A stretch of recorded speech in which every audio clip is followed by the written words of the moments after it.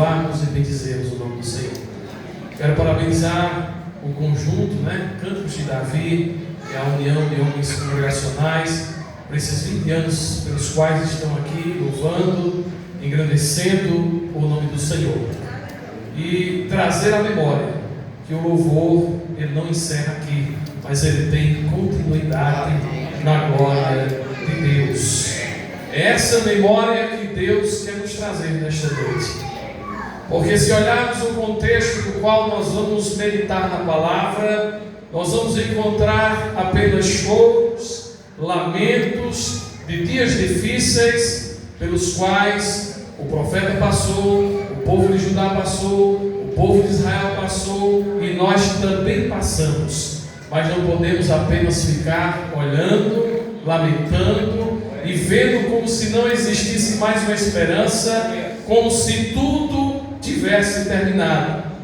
Mas devemos lembrar que a palavra arde em nosso coração, assim como ardia nos discípulos que descia ao caminho de Emaús, e a presença predominante de Deus, de Cristo em suas vidas o acompanhavam de tal maneira, como se talvez eles não tivessem a esperança, porque Cristo tinha sido crucificado, e nessa condição é como se a esperança estivesse encerrada e já não existisse mais nada. Os discípulos estavam ali em Jerusalém, naquela situação, amedrontados, guardados, mas esqueceram de olhar para a esperança onde Cristo tinha de ficar em Jerusalém, até que do alto sejais revestidos.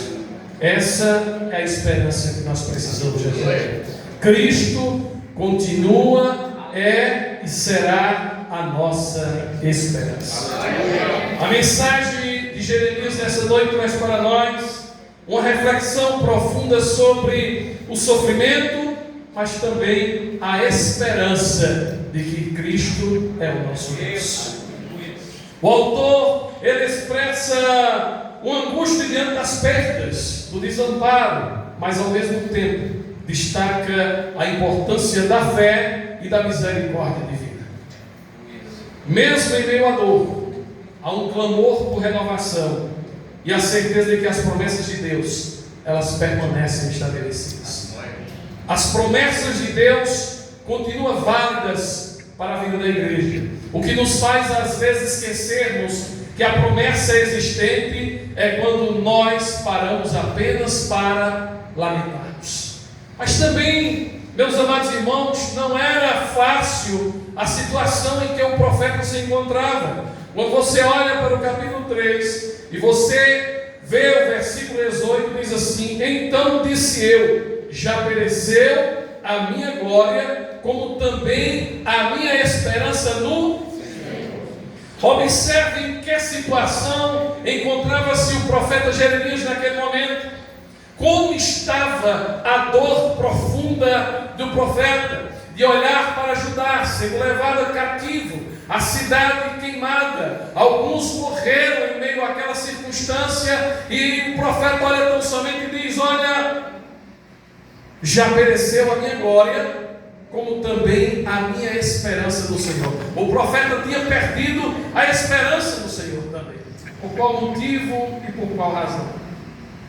O lamento de Jeremias, ele reflete a angústia do povo, ao mesmo tempo em que reconhece a fidelidade divina e as misericórdias do Senhor que se renovam a cada manhã.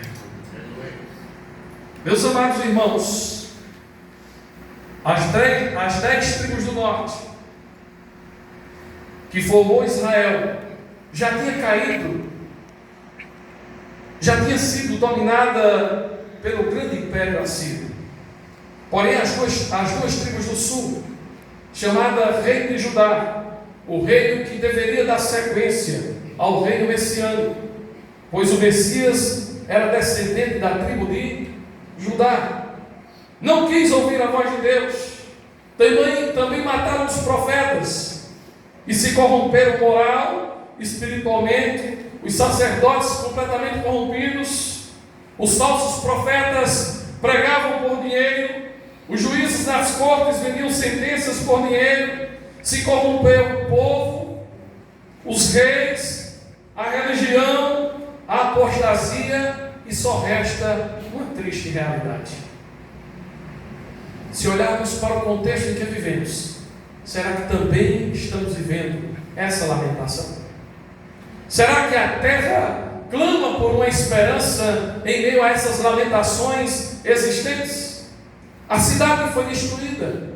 O povo de Judá estava nesse tempo completamente corrompido, porque o povo não quis dar ouvido à voz de Deus. Como hoje, muitos também não querem dar ouvidos à voz de Deus. Querem ouvir apenas aquilo que me satisfaz e olhar e ver que estão vivendo no pecado e que precisam se libertar do pecado para que a bênção, a esperança, a promessa, a fidelidade de Deus seja vivida em cada vida, em cada lar, em cada família, em cada igreja, em cada lugar. É necessário olharmos isso.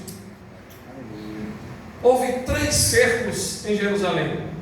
E o povo estava vivendo uma religiosidade dizendo que enquanto o templo estivesse com eles, não seriam levados nem vencidos, porque o povo estava apegado à religiosidade e achava que a presença de Deus estava estabelecida enquanto o templo feito por mãos de homens estava erguido.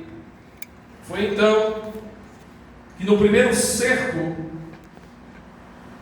em 606, foi levado os vasos do templo.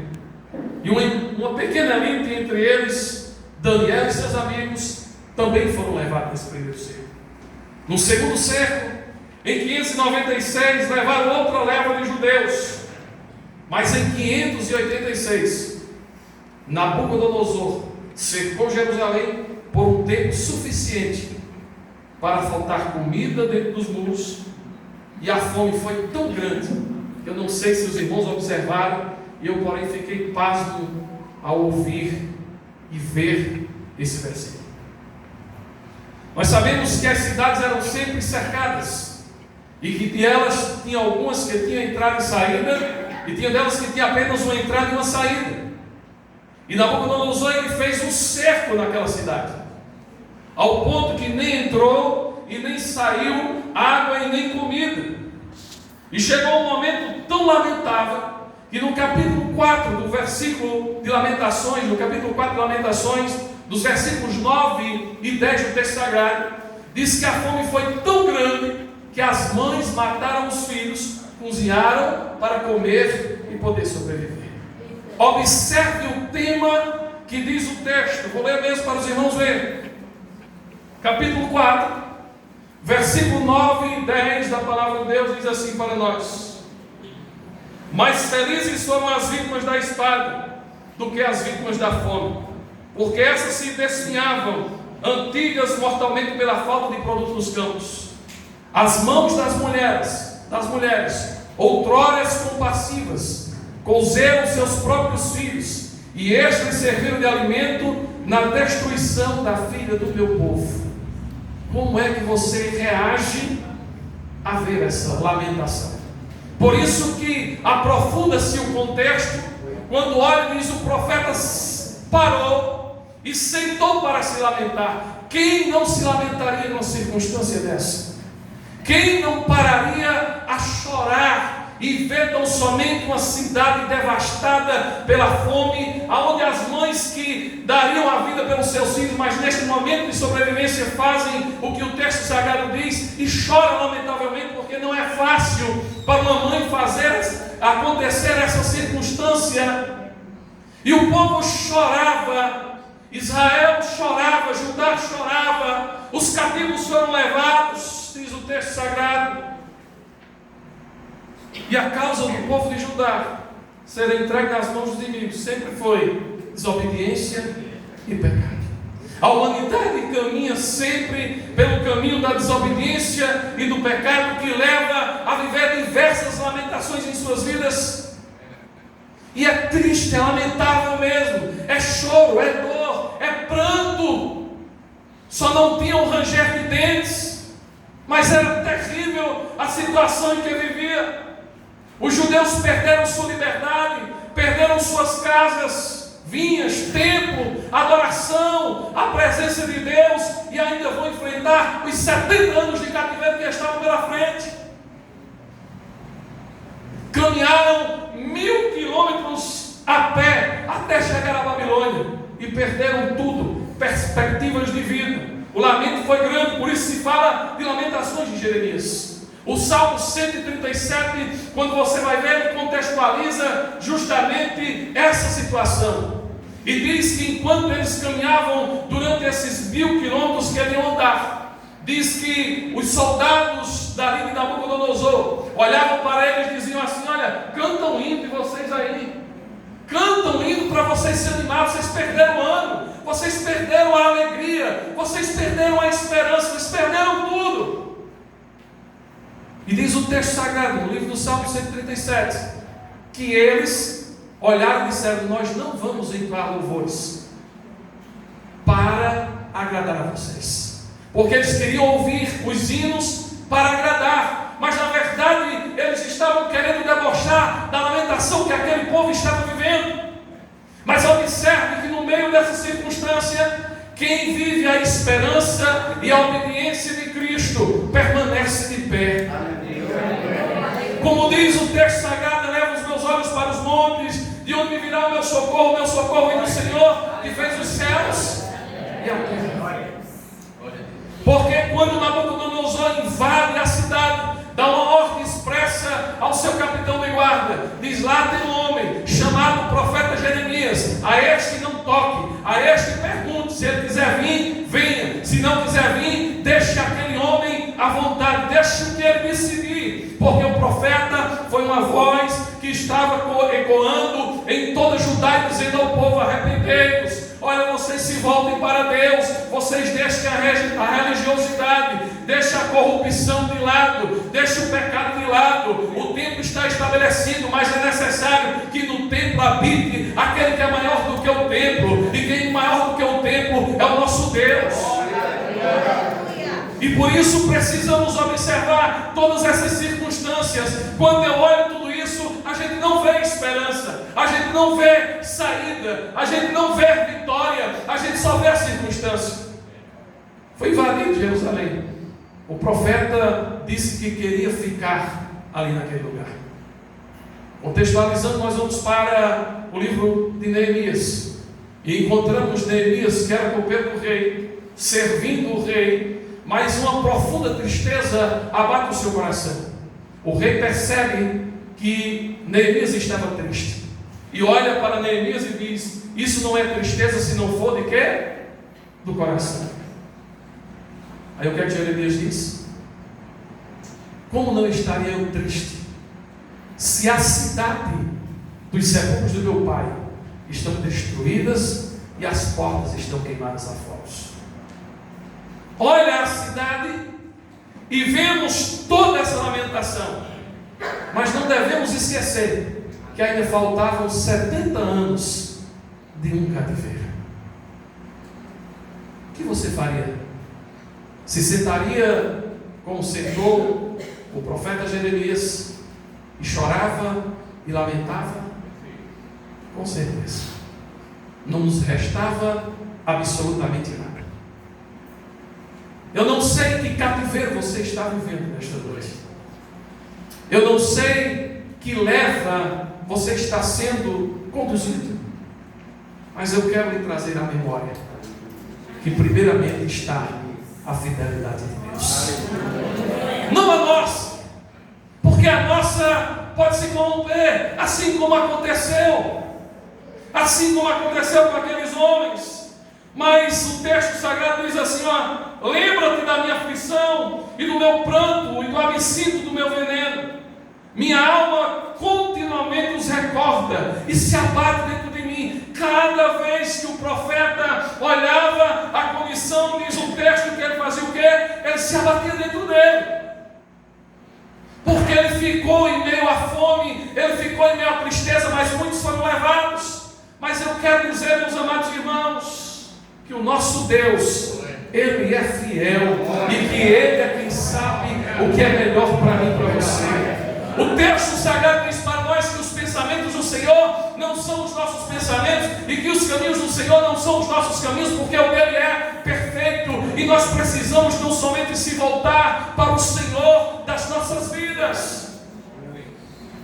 A fidelidade de Deus é tão grande que nós precisamos nos lembrar desta fidelidade para nos mantermos de pé. Foi isso que fez o profeta.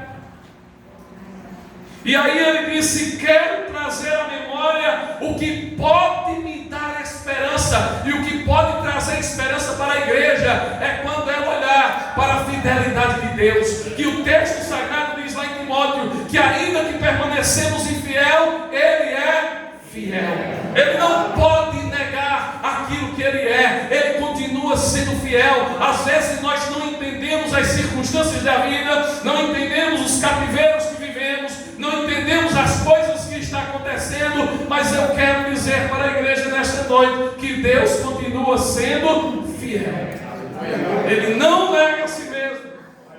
Ele foi fiel com o profeta que permaneceu fiel com ele, mesmo ficando nas ruínas de Jerusalém, mas ele deixou aquela fidelidade na vida do profeta. Olhamos para o texto e vemos sendo levado Daniel, e vemos os seus amigos que também foram levados, Sadraque, Mesaque e Abednego, e olhamos que no meio do cativeiro babilônico teve fidelidade de Deus para aqueles que permaneceram fiéis. E aqueles que permanecem fiel na presença de Deus vão sempre viver a fidelidade de Deus na sua vida. Mas temos que olhar e dizer: Senhor, Tu és fiel. Se nós, irmãos, não deixarmos de observarmos a fidelidade de Deus, nós vamos perder a esperança de ver a glória, nós vamos perder a esperança de estar no céu, nós não vamos ver esperança. Mas quando olhamos para a fidelidade de Deus, nós continuamos firmes, porque sabemos que Deus é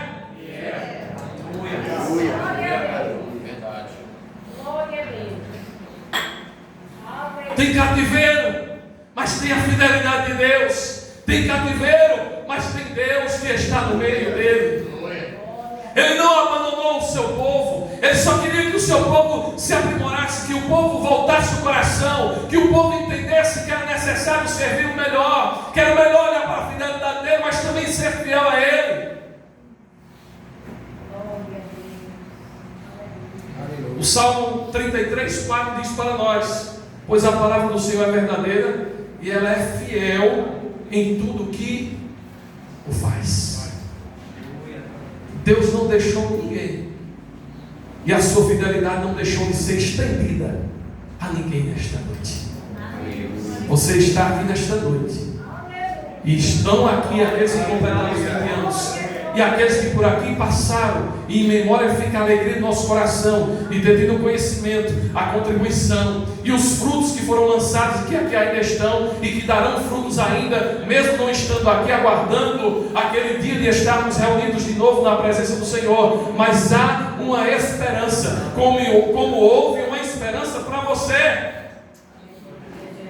Quantos estavam perdidos, vivendo o lamento de uma vida sem Cristo, vivendo no lamaçal do pecado, vivendo numa condição sem justificação, vivendo o salário do pecado, que é a morte espiritual, e estavam perdidos, e alguém olhava para mim, para você, olhavam para nós e dizia: esse não tem jeito, esse não tem como, esse não vai dar certo, esse não tem mais esperança, não tem mais como viver. Mas Cristo Jesus, o nosso Senhor, morreu na cruz do Calvário, olhou para o seu Pai e disse: está tudo consumado. Ele ganhou a nossa alma pelo seu sangue precioso. Então há esperança para uma sociedade, para um povo que estava sem Cristo, que estão sem Cristo, porque a fidelidade de Deus é grande e tem salvação na terra. Há salvação, e quando nós vemos que há salvação, há esperança. Aleluia. E essa esperança, ela não morreu. Os romanos esperavam que encerrava ali, os sacerdotes esperavam ali também, os fariseus, todos aqueles que o acusaram esperavam que encerrou. Olha, nós vamos dar fim a esta condição quando Jesus morrer. Aí acabou esse cristianismo, não vai viver mais essa igreja, os discípulos vão fugir, porque eles já viram que se o mestre foi atingido, se ele já foi crucificado, o que é que eles vão querer produzir na terra? Mas nós olhamos para esse texto e encontramos a fidelidade de Deus com uma mulher chamada Madalena, que mesmo recebendo o Senhor como Salvador de sua vida, que ninguém dava esperança em meio à sociedade para ela, ela estava na porta do túmulo procurando aonde ele estava, e a voz bradou e disse: não está aqui, mas já ressuscitou. Quando ele ressuscitou, a esperança da igreja, ela cresceu. Quando ele ressuscitou, houve esperança para o povo, houve esperança para os perdidos, houve esperança para os cativos, e é por esta razão que nós olhamos para Cristo e vemos a esperança de um dia estarmos na glória com ele. Isso não é algo merecedor para mim e para você, não, porque o texto diz para nós: porque pela graça sois salvos, mediante a fé. Isso não vem de vós, mas é dom de quem? De Deus. Aprove a Deus ter chamado você, aprove a Deus em meio a um cativeiro perdido que você estava, em meio a um cativeiro que ninguém dava nada por você, em meio ao cativeiro que estava trazendo problemas para você, e ele olhar e dizer: este é meu, eu resgatei com meu sangue, dei a cédula, rasguei a cédula, trouxe a justificação para que ele pudesse estar de pé. Há uma esperança. A igreja não pode perder a esperança de que Cristo é o Senhor desta casa, que Cristo é o Senhor do seu povo. Nem dava nada. E observe, irmãos, que muitas pessoas estão primeiro procurando a cura, mas observe em todos os lugares, em todas as casas que Jesus passou: primeiro salvação, depois cura, depois promessa, depois vitória, depois prosperidade, mas primeiro Cristo na nossa vida. Porque se a prosperidade ela chegar primeiro e eu não for salvo, eu não vou saber administrar essa prosperidade e posso voltar de novo para o cativeiro. Observe que aquele paralítico foi levado por 4 homens. A multidão apertava aquela casa de tal maneira que ele não podia entrar. A multidão sempre trouxe muito impedimento, às vezes, para que as pessoas chegassem até Jesus. Porque muitos estavam ali pelo pão, outros estavam pelas bênçãos, outros estavam pelas curas, e outros estavam para impedir que aqueles que queriam realmente ser salvos chegassem até a presença de Jesus. Diz a Bíblia que nós conhecemos que desceu aquele homem pelo telhado, e todo mundo esperava uma única palavra para aquele paralítico. Ora, quem está paralítico quer se levantar. A esperança de um paralítico é ficar de pé e andar. Aí quando ele se encontra com Jesus, Jesus diz para ele o quê? Filhos, estão perdoados os teus? Aí trouxe um choque para todo mundo. Alguém olha e diz assim: a esperança era a gente ver ele de pé. Aí Jesus olha para ele e diz: filho, perdoados estão os teus pecados? Aí Jesus responde e diz que: para que saibais que o Filho do Homem tem poder na terra para perdoar pecados e para dizer: levanta e anda. A esperança está na salvação da alma. A alma precisa primeiro receber Jesus. Quando ela recebe Jesus, ela se renova, ela recebe a cura, ela recebe a prosperidade, ela recebe a bênção, ela recebe as promessas de Deus sobre nossas vidas. Quando Jesus se encontra com Zaqueu, ele disse: desce depressa, porque hoje convém. Quando ele chega na casa de Zaqueu, quem é que pronuncia a palavra? Zaqueu ou ele? Ele primeiro, porque ele não, Zaqueu primeiro. Zaqueu disse: Senhor, se eu tenho defraudado alguém, eu vou restituir 4 vezes. Aí Jesus olhou para ele e disse: hoje veio salvação a esta casa. Ele tem que mudar o caráter, ele tem que mudar o interior, ele tem que mudar a alma. Quando ele muda, há uma esperança para quem está perdido. Aí é onde a palavra de Deus diz para nós: quem está em Cristo, nova criatura é. As coisas velhas passaram, eis que tudo se fez. Porque houve esperança, renovou o que estava perdido, aquilo que ninguém dava mais nada. Ele mesmo disse em sua palavra: eu vim buscar as ovelhas perdidas da casa de Israel. Só necessita de médico aqueles que estão doentes. Este é o lugar aonde os doentes recebem a esperança de serem curados, renovados pelo poder do Espírito Santo de Deus.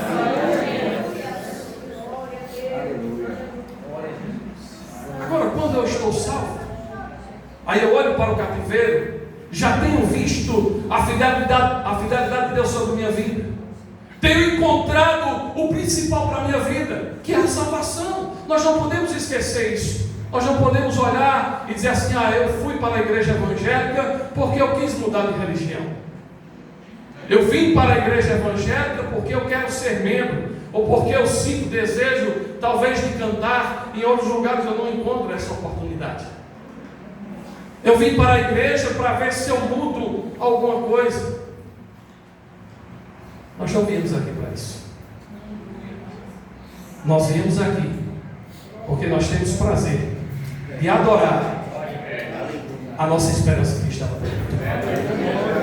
Nós viemos aqui para oferecer o sacrifício vivo, que é o nosso culto racional, para adorar aquele que te resgatou do lamaçal do pecado. Porque se você fosse dizer quem você era, o que você fazia, ninguém dava nada por você, mas Jesus colocou a esperança em você de renová-lo, para que você viesse aqui para adorar, para ter prazer. Não necessitávamos dos nós, os pastores estávamos cobrando o povo para vir para a igreja. Não havia essa necessidade dos pastores estavam cobrando ou estar cobrando, dizendo: venham para o culto, participe da oração, participe disso, participe daquilo. Não, quem é salvo, que tinha a esperança perdida, quer vir para adorar, quer vir para dar o melhor para aquele que resgatou você do pior, que resgatou você do pecado, que trouxe vida, que trouxe esperança, que trouxe moral, que reestabeleceu sua casa, que lhe deu nome na sociedade, que colocou você sobre o altar, que eu quero dizer não dele, mas o altar da moralidade, da espiritualidade, de você estar de pé e alguém dizer: verdadeiramente serve, adora a um Deus que resgatou, porque ali era um perdido, era uma perdida, e hoje está na igreja, glorificando, exaltando, bendizendo, servindo aquele que é digno de honra, de glória e louvor.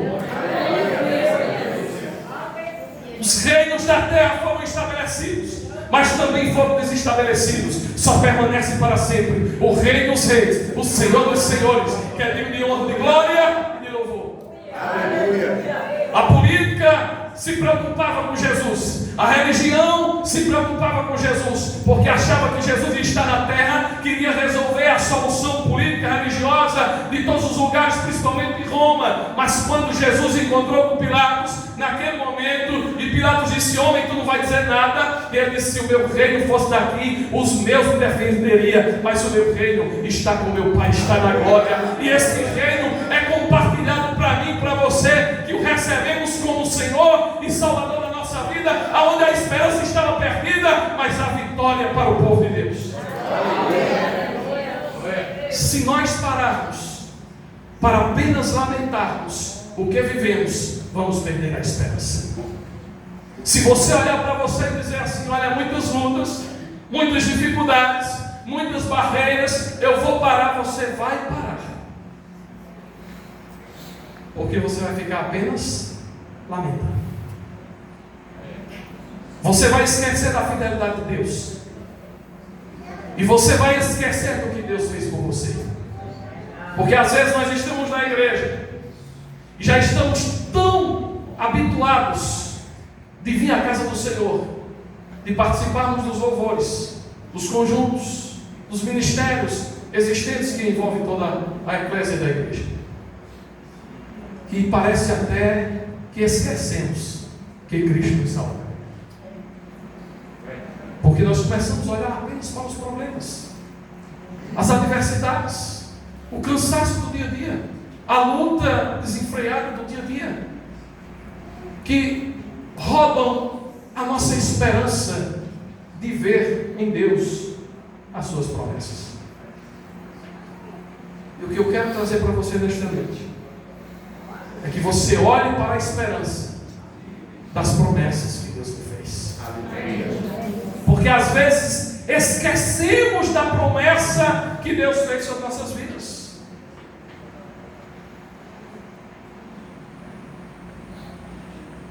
É como se já não existisse promessa. Eu pergunto para você: quem tem promessa nesta noite? Amém. Se alimente na esperança da promessa que Deus trouxe para você. Mas já passou o tempo, já estou ficando velho, disse Abraão, também assim. Mas a promessa se cumpriu na vida dele. A promessa de Deus vai se cumprir na sua vida, e você não pode ver e nem perder a esperança de ver as promessas de Deus sobre a sua vida. Deus trouxe a promessa de vida eterna para você, essa é a principal das promessas. Mas também traz para você a promessa do derramamento do Espírito Santo sobre a sua vida, e você tem o Espírito Santo de Deus aí com você. Nós somos templo do Espírito Santo de Deus, e quando nós olhamos para isso, irmãos, nos dá esperança, porque é um privilégio habitar o Espírito Santo de Deus na minha e na sua vida, na minha e na sua casa, na minha e na sua família, porque é necessário que a presença de Deus esteja com você. Quando a promessa de Deus não está na sua vida, o que invade e faz do cativeiro de você, sabe o que é, irmãos? A religiosidade. Observe que a arca passou 20 anos na casa de um homem e passou 3 meses na casa do outro, mas quando a presença de Deus está, ela traz promessa, ela traz vitória, ela traz, e olha para nós, nós vemos além e vivemos o que a palavra de Deus diz para nós, que a fé é o fim e fundamento de quê? A gente olha para um texto desse e quando olha para alguns aí diz, esse povo é louco mesmo. Mas a gente vai para o contexto de Paulo e a gente vê o que é que diz o texto para nós. Que é loucura para os que estão lá fora, mas para nós é o quê? Poder de Deus. E é esse poder que nós vamos vivendo. É nesse poder e nessa graça. Nós vivemos, irmãos, as promessas do avivamento, a promessa da prosperidade. Quantos aqui já foram jovens também? Quantos aqui receberam promessas e olhavam para si mesmo e não tinham esperança de nada, e hoje estão nos lugares no qual Deus prometeu? Que hoje estão vivendo aquilo que Deus prometeu, que estão vivendo aquilo que Deus estabeleceu, que estão vivendo aquilo que Deus disse para você. Você não pode perder essa esperança, você precisa alimentar essa esperança na sua vida, para que você viva hoje o melhor de Deus, e não se esqueça da eternidade, que a esperança nossa estarmos na glória. Nós precisamos lembrar do amor, da bondade, da fidelidade de Deus nos dias mais difíceis da nossa vida. O que vai nos ajudar é olharmos para a esperança da fidelidade de Deus, a esperança da vida eterna, e esta é a promessa que Ele nos fez, a vida eterna. Já imaginou se nós estivéssemos apenas na igreja, para fazermos parte de uma igreja, para cantarmos e perdêssemos a esperança da vida eterna? Perdêssemos a esperança do que está guardado para nós, como diz o texto sagrado lá em Romanos, lá em 1 Coríntios 2,9. Mas o que está escrito: as coisas que o olho não viu, o ouvido não viu, que não subiram ao coração do homem, são as que Deus preparou para os que o amam. Tem coisa guardada maravilhosa para aqueles que Deus ama, e Deus ama a igreja. Deus resgatou a igreja, Deus está dando esperança à igreja. Tem coisa boa para a igreja, tem vitória, tem eternidade. Aquilo que você acha mais belo nesta terra, das 7 maravilhas existentes no mundo antigo, até mesmo no mundo atual, não são comparadas com aquilo que Deus reservou para mim e para você. Tome posse da palavra, guarde a esperança nesta noite, que a igreja vai morar no céu.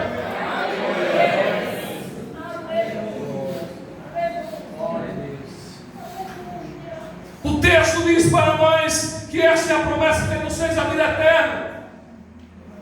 Mas quando nós vamos agora para o versículo 22, olha o que Ele diz para nós: as misericórdias do Senhor são a causa de não sermos, porque as suas misericórdias não têm, renovam-se cada manhã.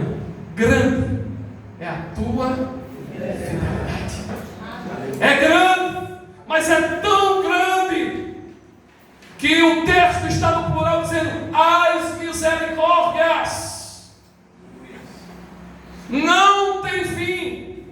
Se Jesus olhou para Paulo e disse: a minha graça te basta, a minha graça te sustenta, Ele também disse para você nesta noite: a minha graça te basta e me sustenta. E eu ainda vou acrescentar mais para você: as minhas misericórdias todos os dias sobre a sua vida, sobre a minha vida, sobre a vida da igreja. São as misericórdias. Tem choro, mas tem misericórdia de Deus. Tem pecado, mas tem misericórdia para perdoar, para amar, para trazer a sua benignidade, a sua bondade, a sua fidelidade sobre a sua vida, para que você permaneça de pé. Porque quando você cai às vezes no cativeiro do pecado, no deslize do pecado, você acha que não tem fim, mas Ele está dizendo para você: tem misericórdia, se levanta nesta noite, continua na tua força, olha para a esperança, olha para Cristo. Ele é o autor, Ele é o consumador da nossa fé. Olhe para Ele. Tem esperança para quem está perdido, tem esperança para quem está caído, tem esperança para quem perdeu a fé, tem esperança, tem misericórdia nesta noite de Deus descendo sobre a sua vida. Alguém pode ter julgado, você pode ter passado circunstâncias, mas a misericórdia de Deus está aí com você nesta noite. Tome posse dela, se levante e permaneça na casa dele. Adore a Ele, glorifique o nome dele, porque Ele é fiel.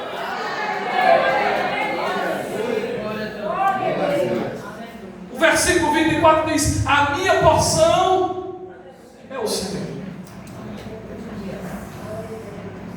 Romanos, no capítulo 8, o versículo 24 e 25 diz: porque em esperança fomos salvos. Ora, a esperança que se vê não é esperança, porque o que alguém vê, como também o esperar. Mas se esperarmos o que não vemos, com paciência o esperamos. E da mesma maneira também, o Espírito ajuda nas nossas fraquezas, porque não sabemos o que havemos de pedir, como convém. Mas o mesmo Espírito intercede por nós com gemidos inexprimíveis. Mesmo sem força, mesmo sem condição. Que às vezes você chega na casa do Senhor e diz: Senhor, eu vim pela tua misericórdia. Não é bonito quando alguém diz isso. É porque você chegou aqui porque a graça e a misericórdia lhe trouxe a este lugar. Porque se fosse a sua força e a minha, nós não chegávamos. Mas tem misericórdia no meio da nossa jornada. Por isso que nós chegamos aqui. Quando perguntamos a alguém como você está, estou só pela graça. Oh, maravilha! Porque a palavra diz que a graça te basta. Ela é suficiente para te levantar. Ela é suficiente para fazer você se conduzir no caminho que Deus quer. Ela é suficiente para você continuar firme. Glória a Deus por isso. São essas misericórdias.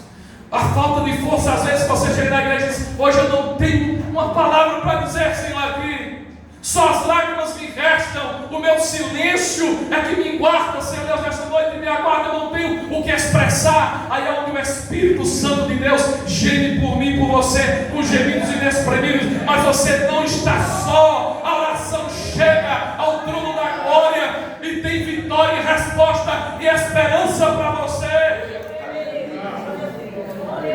Nós não podemos perder essa convicção, essa fé nesta noite, meu irmão, porque é isso que nos alimenta a prosseguir e esperar o Senhor vir buscar a sua igreja. É certo que o Senhor já recolheu alguns, mas o Senhor sabe de todas as coisas. Mas nós, o que ficarmos vivos, vamos manter a esperança de aguardarmos o encontro com o Senhor, porque essa é a esperança da igreja, é ir para a glória. Observe que os templos foram destruídos como foi o de Jerusalém, mas a presença não saiu da vida de Daniel, a presença não saiu da vida de Jeremias, a presença não saiu do povo de maneira nenhuma. Deus permitiu o cativeiro para aprimorar o seu povo, para que o povo se voltasse para o Senhor, para observar que tem misericórdia, que tem a misericórdia de Deus ao amanhecer, que ela se renova, que todos os dias, como diz o texto sagrado, porque as suas misericórdias não têm fim. O bom é isso. Tem coisas que têm fim, e aí se perde a esperança porque tem fim, porque você não vê, mas as misericórdias não têm fim, todos os dias tem para nós. E isso é maravilhoso. Porque você já imaginou você buscar algo e não ter? Você já imaginou você buscar alguma coisa que você não consegue obter, mas quando você dobra o joelho, com força ou sem força, que geme ou que chora, que fala ou que não fala, tem misericórdia para você. E essa misericórdia de Deus está te mantendo de pé e dizendo para você: levanta, anda, continua, não perde a esperança, aguenta só mais um pouquinho, o fim está chegando, mas não é o fim de tudo, é o começo da eternidade. Sabe por quê? Porque o Senhor é o alfa e o ômega, o princípio e o fim. O domínio está na sua mão, o poder está na sua mão, porque Ele é o Senhor. E a palavra de Deus diz para nós que a porção é quem? A minha porção e a sua porção é quem? Você pode repetir comigo nesta noite? Quem é a porção da igreja? E Ele tem porção todos os dias. O povo de Israel saiu da mão de Faraó. Alguns murmuravam e diziam: melhor que estivéssemos na mão de Faraó, porque lá pelo menos tinha carne, mesmo em meio à escravidão. O povo se satisfaz com pouca coisa, tendo a esperança de ser liberto, ficar preso ao sistema. Mas Deus todos os dias alimentava aquele povo. E o mais importante naquele tempo, Velho Testamento, se guardava o quê? O sábado. E Deus disse o quê? Não guarde porção nenhuma para o sábado. Mas sempre tem um teimoso, né? Alguém guardou. Mas quando foi buscar para se alimentar, o que é que aconteceu? Sabe por quê, irmãos? Para entender que a porção é do Senhor. É quando Ele mandar, é quando Ele der, é quando a esperança descer, é quando a misericórdia chegar. No domingo já tinha, não faltava, para você entender, eu e você entender nesta noite, que nós dependemos de quem? Deus abençoe a igreja. Amém.